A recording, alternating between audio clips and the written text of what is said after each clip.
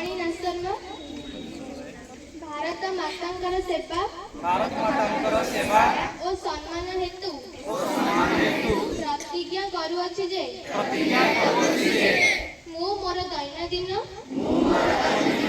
ଜୀବନରେ ଅଧିକରୁ ଅଧିକ ଭାରତୀୟ ଉତ୍ପାଦ ବ୍ୟବହାର କରିବାକୁ ଚେଷ୍ଟା କରିବି ଏବଂ ଅନ୍ୟ ଦେଶରୁ ଆମଦାନୀ ହେଉଥିବା ବସ୍ତୁ ବଦଳରେ ଦେଶୀୟ ବସ୍ତୁକୁ ବିକଳ୍ପ ରୂପରେ ବାଛିବି।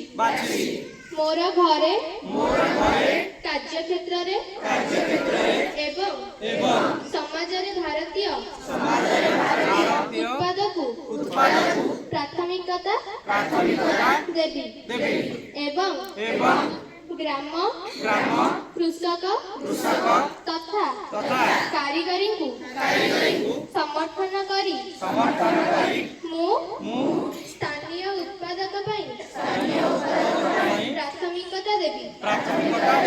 ମୁଁ ଯୁବପିଢ଼ି ଏବଂ ପିଲାମାନଙ୍କୁ ସ୍ୱଦେଶୀ ଗ୍ରହଣ କରିବାକୁ ଉତ୍ସାହିତ କରିବି ଏବଂ ନୂଆ ପିଢ଼ିକୁ ଏହାର ମହତ୍ତ୍ୱ ବିଷୟରେ ଜଣାଇବି।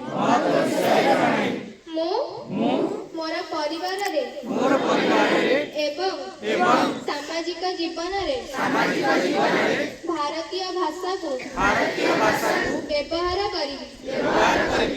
ମୁଁ ପରିବେଶ ପ୍ରତି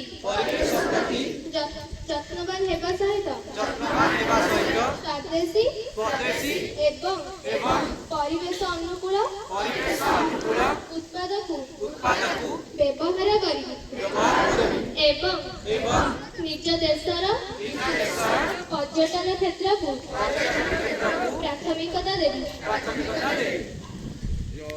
ଜୟ ହିନ୍ଦ।